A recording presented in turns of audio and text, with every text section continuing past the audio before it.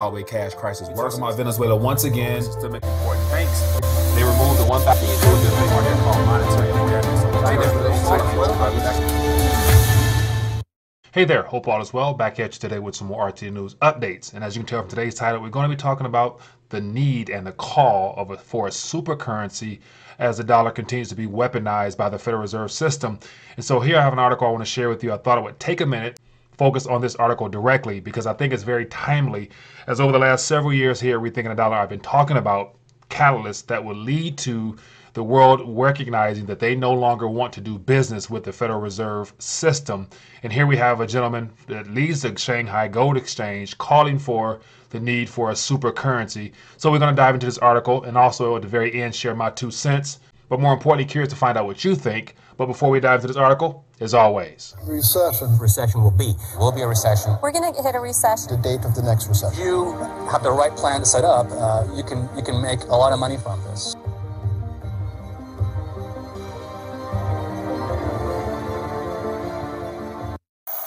So here's an article here I wanted to share, which I think is very timely in nature because of everything that's going on now and how it's just a matter of time before governments around the world, predominantly China and Russia, begin rolling out plans that they want to implement for the world to then adapt to and get ready to run with that has nothing to do with the Federal Reserve System itself. And so here's an article.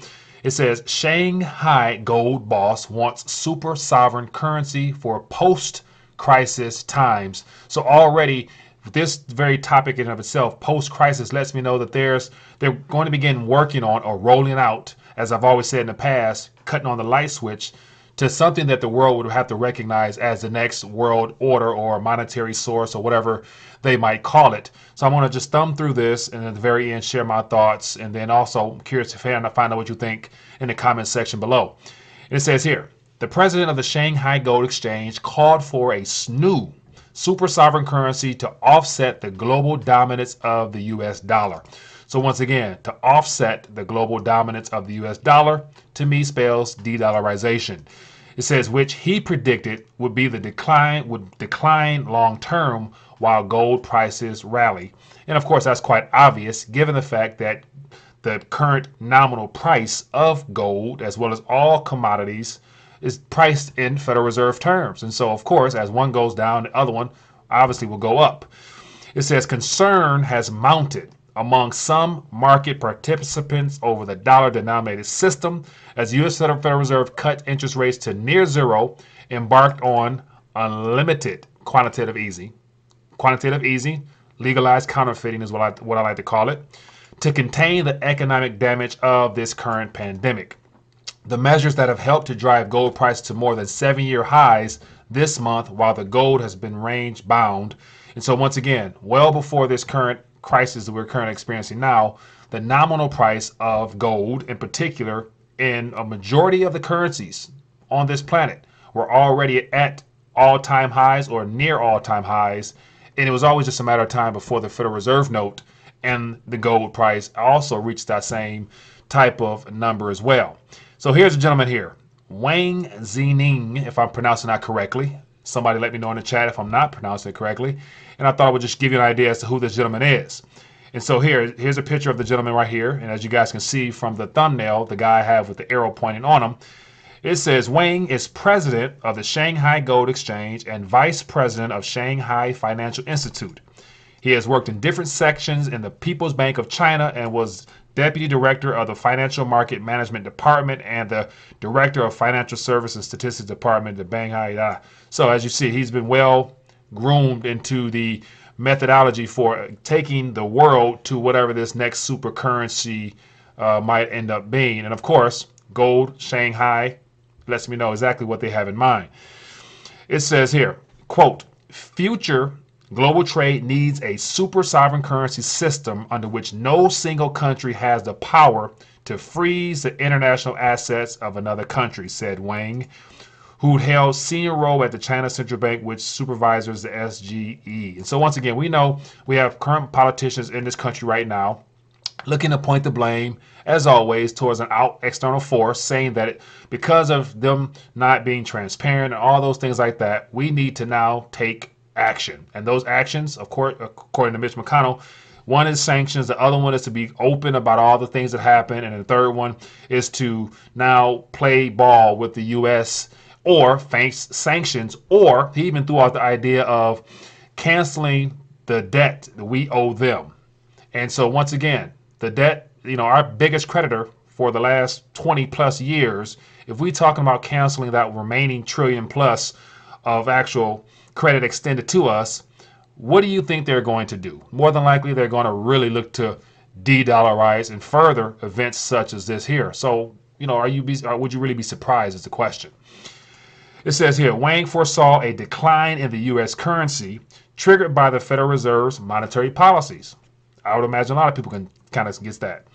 It says, quote, when the Fed turns on the liquidity tap, the U.S. dollar will, in theory, be in a long-term depreciatory trend, which basically saying that as the spigot increases, as they continue to legally counterfeit and plaster that everywhere to try to prop up and cork holes in a dying system, it's going to depreciate in value exponentially, and they don't want to be stuck holding the bag.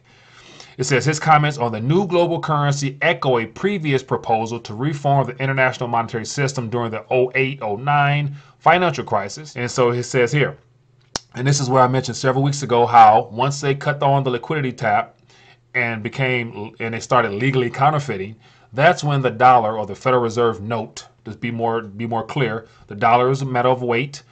Federal Reserve notes is what we have come to know as our national currency.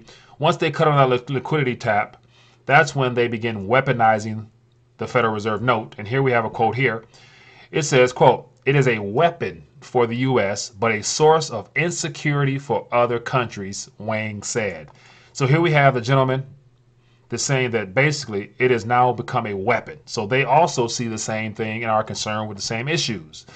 And so to finish this up, it says the global clout of the United States will reduce, while the status of the European Union and China will rise in global affairs. So here we have Mr. Wang predicting, anticipating, or basically pronouncing what he foresees as the next role of the monetary powers that be. And it has nothing to do with the U.S. It has more so to do with what China and, as he says, the European Union, what they might be working together in the days ahead. And so it looks like, at the end of the day, the Shanghai Gold boss, Mr. Wang, him and his counterparts are working on things right now that they're going to have to roll out in order to protect themselves, especially as the American politicians look to point the blame and do all those things which were inevitable to happen. It's just a matter of how it unfolds and how fast of a pace does it really take into effect. Because once again, majority of the world still trust these notes right here as a store of value and as a medium of exchange. Even though they're not storing value, we all know that there's a scramble right now for gold and silver like never before, while silver itself, the most undervalued asset, has not even moved. And so what I take away from this is the fact that these gentlemen over my shoulder here, they are working on some type of plan of which, once again, they're going to be cutting on a light switch sometime perhaps this year or the next that will be the shock of all shocks that will really take us down a road that we will not be able to return. And for all those that are still have confidence in these things here, at the end of the day, we'll be left holding the bag as China looks to get out of things denominated in the Federal Reserve note. I'd imagine you don't want to be stuck holding that bag. So with that being the case, thought I would just share this real quick. I think this is very important and worthy of really being talked about because, once again, a lot of people here are so concerned with and focused on current events. This starts with our health, and then it's starting to trickle into the financial markets, but they're not really thinking about how this current monetary system ends with the reserve status of the Federal Reserve note no longer being held as a preeminent monetary vehicle used for international trade. And so this is something I think everybody should know about. Curious to find out what you think. Could this type of stuff here continue to escalate this year, or would you give it some more time? Let me know in the comment section. And if you find this important, which definitely it is, make sure you guys share this with your family and friends, because once again, most people are distracted by what's in front of them, not thinking about the long-term aspect of what's around the corner, and it's coming a lot faster than we could have ever imagined. So other than that, be blessed, be safe. See you guys later.